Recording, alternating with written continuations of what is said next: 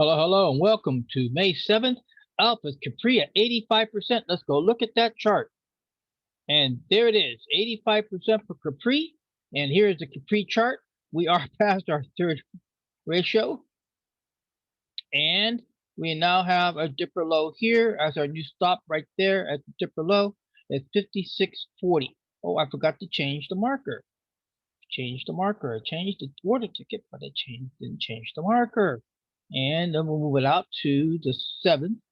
And then I always like to go a week. Anticipation is that I'll be out of the trade in the coming week. And there it is. 56.40 is our new stop for, yeah, we were down here. And now we're up here. And we'll just keep on going. This is a O of 43.31. And we're at 472 on the profit. So we'll just keep on trucking. Okay, with that said, let me go ahead and get the crosshairs out of the way, make it easier to see. Okay, that takes us now to Raytheon. So here at Raytheon, which recall last couple of weeks, I mean, Raytheon was like really in the basement for quite a while. And then all of a sudden it just exploded. I don't know what went on out in the world. But there is Raytheon. And our stop now, we are past our third ratio. So our stop now here is at 83.50. 83.50. And let's go check to make sure it is working. I go and turn on the bubbles. I don't like the bubbles on the screen all the time. So I come here now and check my order ticket, 83.50. Go back to the little chart setting, little gear, turn it off, apply, okay. And that takes it off the screen. So now that doesn't make the screen so crowded. So I like it right there. Okay, so good news. Moving on. We only have 6 positions. We had 5 exits this past week, 4 losers, 1 winner. But that one big winner paid back quite a bit. So they still end up with a net profit for the week. And that's where you got to keep an eye on the ball. The eye on the ball is the account. These are your players. So don't fret if one player breaks a leg or gets knocked off the field. It happens. But the winning players keep on trucking along, and it keeps the entire team going in the right direction. So that's what it would be. Just the analogy there. Okay, so we now have T for AT&T. Now remember that AT&T is in its started off in the 60-day rule. It hit the 60-day rule before it even got to getting its third ratio close.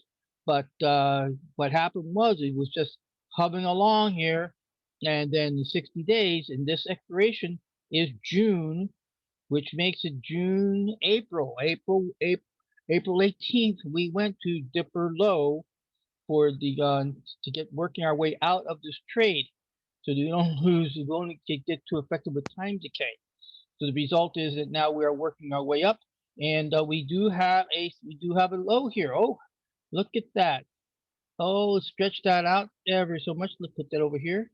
Okay, those are our rules of those are our exit rules right there.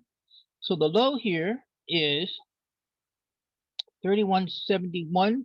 Because it's so long, I'm going to go with 31.70. And so I'm going to come here and first change my journal. So 5.7, dipper low, let's see, I'm going to go 31.7, and then I'll grab it for notes. Control copy, PCs, I think it's Control Command C on Apples. And then now we got to go to the order ticket. We turn on our order ticket bubble. So we can do it right on the chart. Yes, I know I can go to we can go to the options chain and change it there, but I like doing it right here on the chart where I can see it. Okay, place order, little gear shift, conditional, 31.70. Oh, I must have done it earlier this morning. Must have done it earlier. It doesn't matter. We do it twice, and boom. So there it is. So now let's move this over, and I failed to move the marker. That's what it was, 31.70.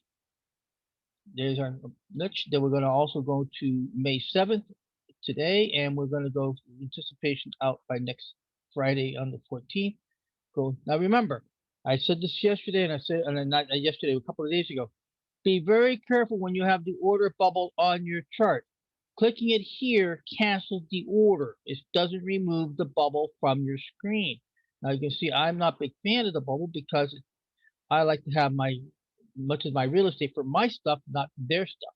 But it's important to have because you have to know what your exit is. So now you come here and you hold the excuse me, your cursor over the bubble, and now it'll tell you that your order 3170 went through. Now, to turn off the bubble, you come back to the gear, come back to show orders, go to apply, go OK, done. And now you got your clean screen. But now the important thing is that we have our exit here for 3070.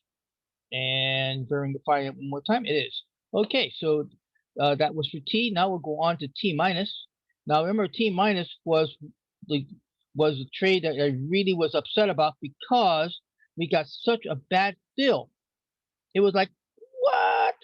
I mean, I was anticipating. I have a little calculator set up in a spreadsheet. I put my I put in the bid ask, I put in the delta, and then it comes back and says, okay, this option will cost you approximately how much? Well, I was figuring 595.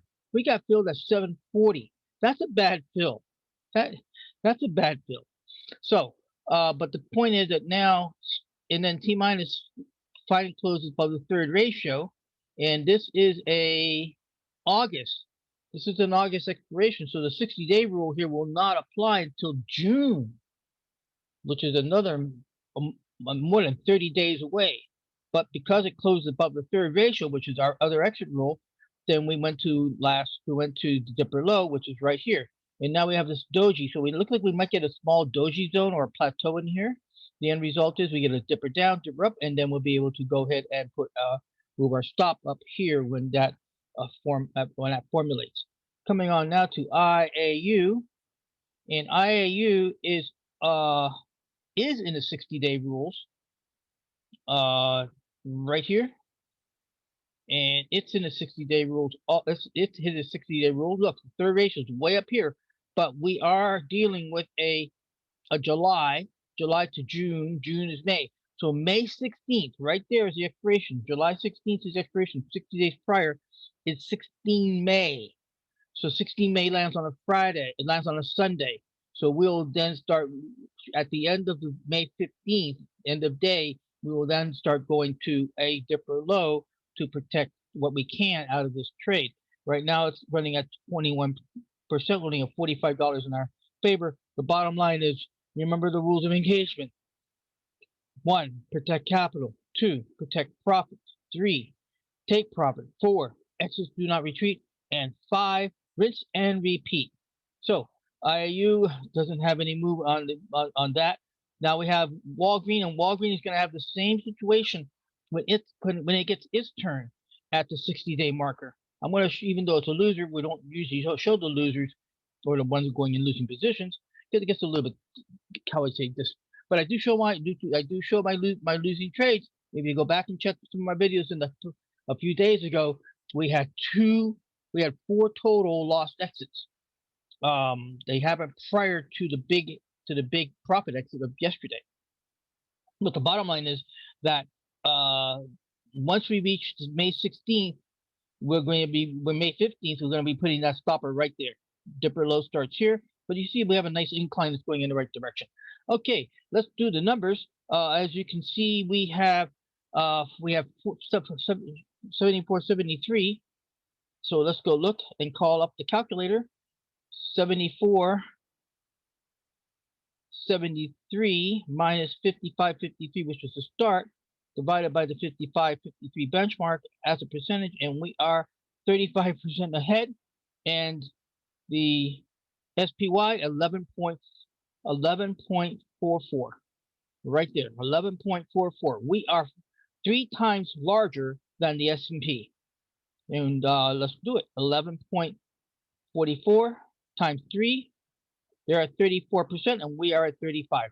So with that said, we'll conclude today's report. Where losers become winners with Capri at 85%. And I thank you for stopping by and checking it out.